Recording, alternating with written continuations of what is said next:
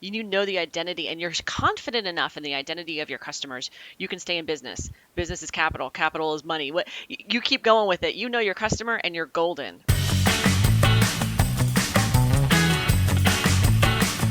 Welcome, everybody, to the next in a series of webinars from GlobaliD. Today, we're focusing on DeFi and identity. My name is Vadim Slavin. I work for GlobaliD.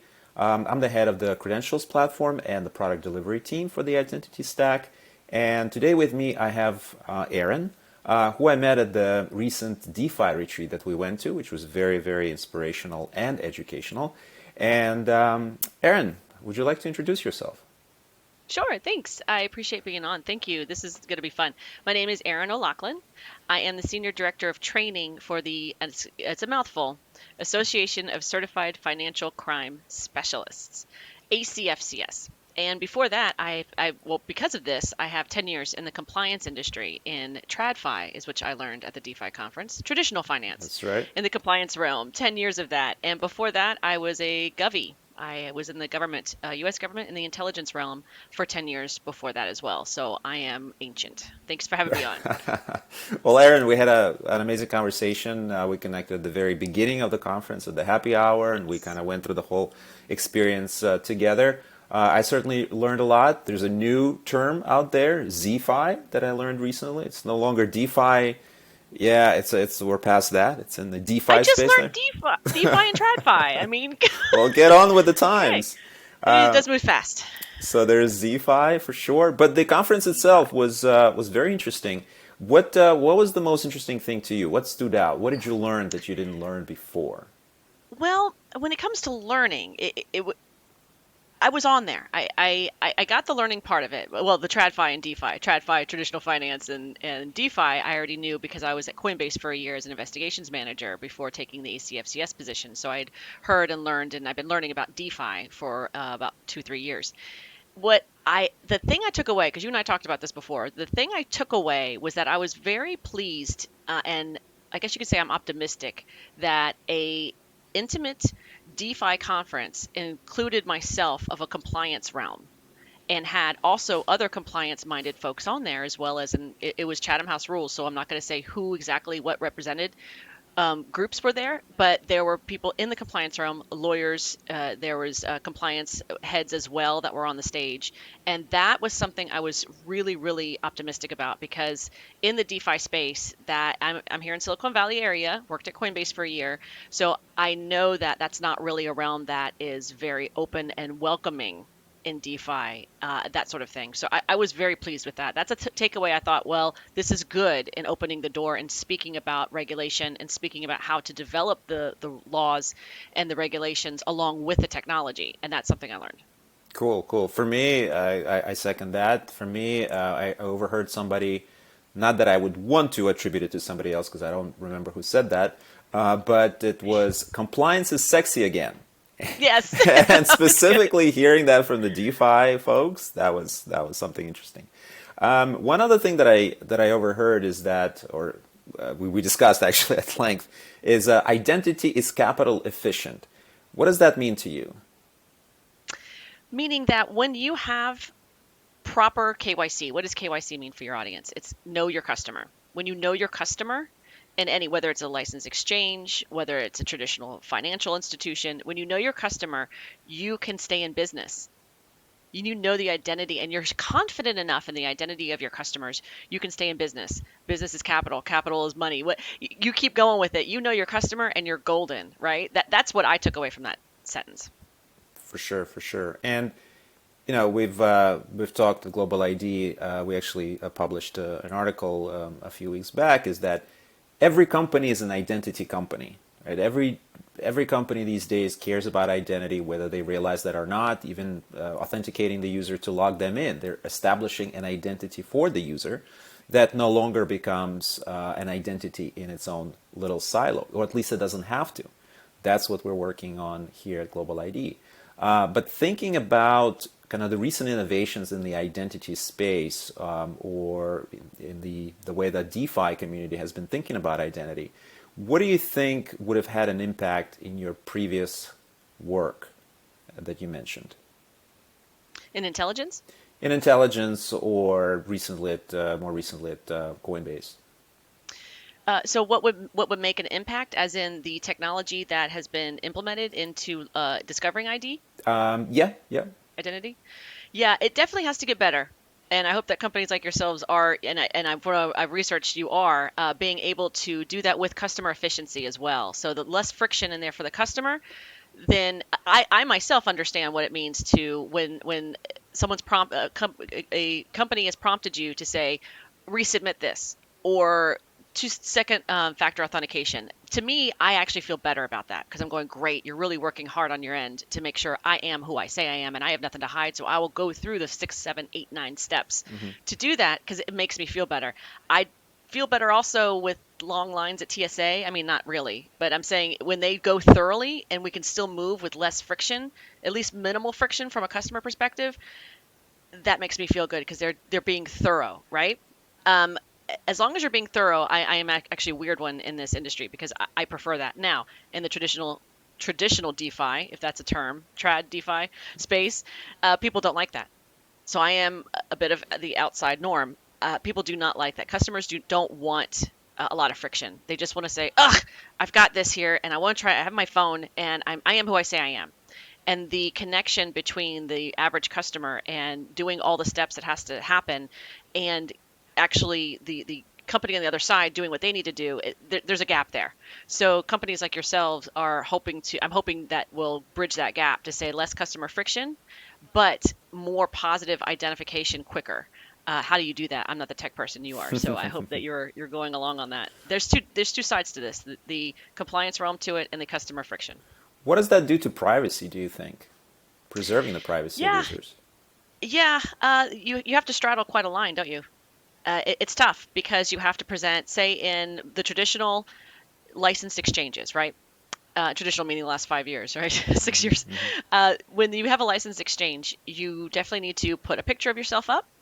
You have to provide documentation, legitimate documentation, upload the picture.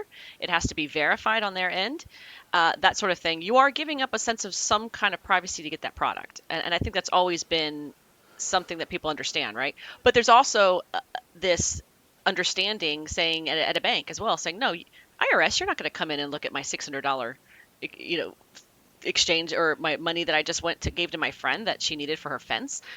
What? No. So there are thresholds to it. What are those thresholds? It depends by each particular event. But yes, there is. You're giving up a little bit of your privacy in order to get that product, to live your life, do that. But where's the threshold? It's definitely different for other people. Absolutely, and it's interesting. We've seen a lot of initiatives aimed at kind of multi-tiered approaches to identity verification and authentication, and they all kind of fold into the same three-step process, three-step solution, if you will. Some consider it tier one, tier two, tier three. NIST published their identity assurances levels, again, one, two, three. Right. There's European certification that requires certain levels of assurances, and again, it's one, two, three. At GlobaliD, we've been thinking about bronze, silver, gold accreditation, and it's all about what assurances of identity verification you want for your users and what permissions you're going to enable in your system for those users. And that is one way to preserve a privacy of those that are not ready to proceed further with your service. Yes. Yes. I actually have a question for you. I'm going to throw Sure. you a curveball here All on this, right. All right. Let's this do it. live and whatever.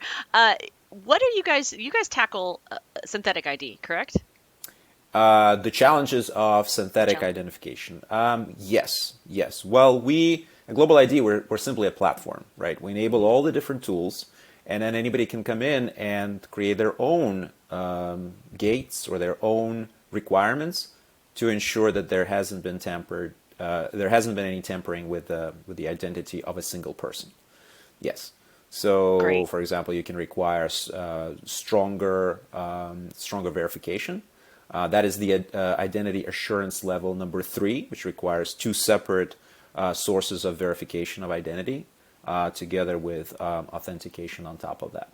So with GlobaliD, yeah, you can come in, you can enable those synthetic identity um, anti-synthetic identity proofs. Absolutely. Oh, I like that. I mean, I didn't come in trying to give you a plug on your own podcast, but I'm glad I did because I just wanted to tell your viewers that I learned something a couple of years ago that I try to tell everybody when it comes to identity. And you and I did not talk about this at the Mm-hmm. conference. I thought of it the other day because I'm back home with my family, with my daughter. I have a 9-year-old daughter. About 3 years ago, I was at an anti-money laundering conference, 4 years ago, and the subject of synthetic identity. I went to that particular panel, and there was a Homeland Security agent that was giving amazing advice. And would you mind if I gave that advice here? Why would I? Go Okay, I just wanted ahead. to make sure. So the Homeland Security agent said, in order to tackle the problem of child victims of synthetic identity, here's something that parents can do to help protect them. And this is not a plug for your company, but it's just a plug that they can do. And we've done it, and my husband and I feel very secure in this. So he suggested that parents of children under 18, no matter the age. I mean, as soon as you leave the hospital with your baby, once that social security number is issued, your child's at risk for synthetic ID. Synthetic identity, for those who don't know, is taking one portion of someone's identity, such as their social security number, and then tying that to saying the name of a deceased person who is elderly, and putting those two together. So they're both together. They're both real. These things exist. That's why it's synthetic, or called the Frankenstein type of fraud or identity theft. You hobble those two things together and you got a quote real person online, right?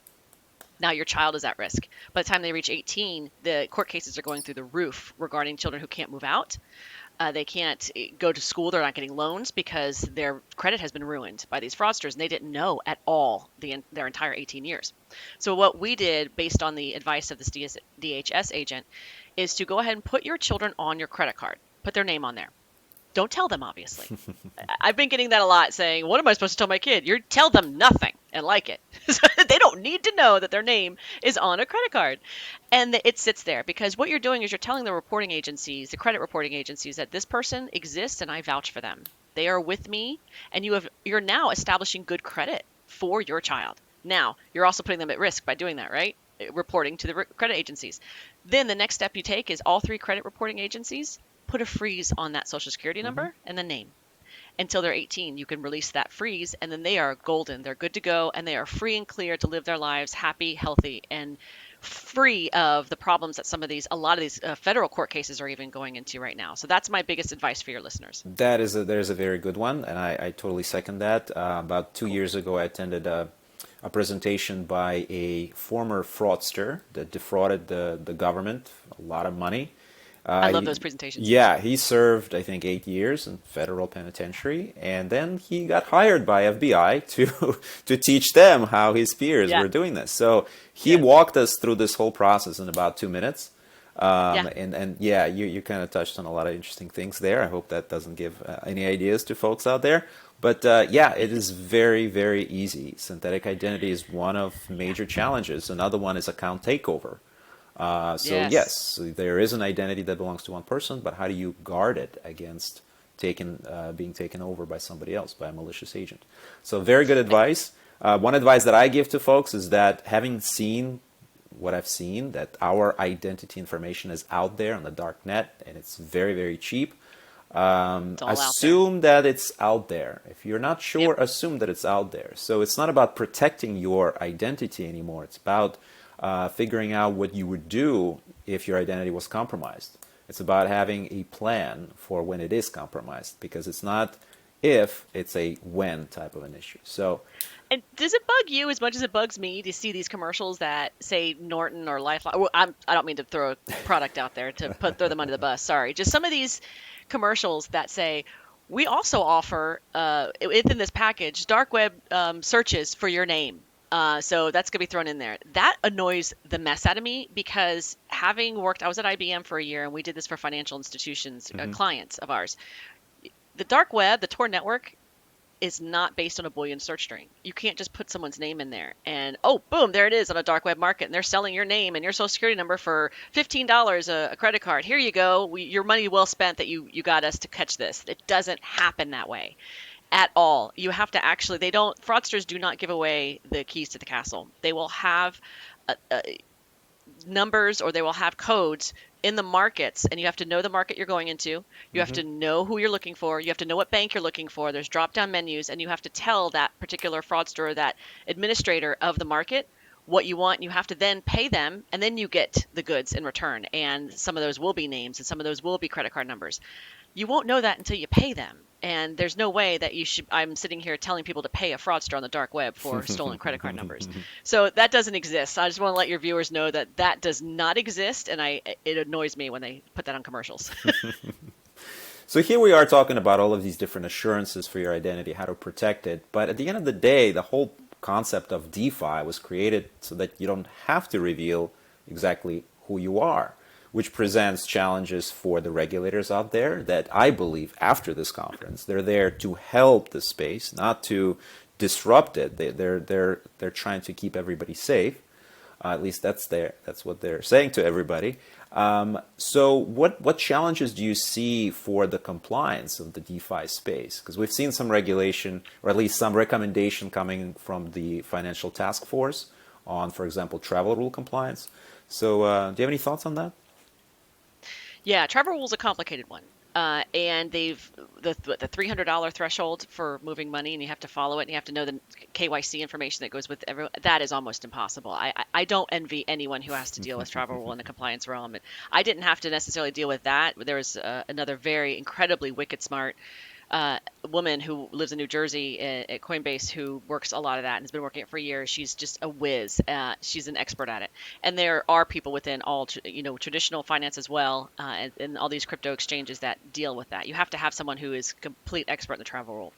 Uh, I also took away from the conference is that yes, you're right. Regulators are there to help try and protect. Now, what's missing? You just asked what do we not have, right? We don't have the intelligence because it's a pseudonymous technology.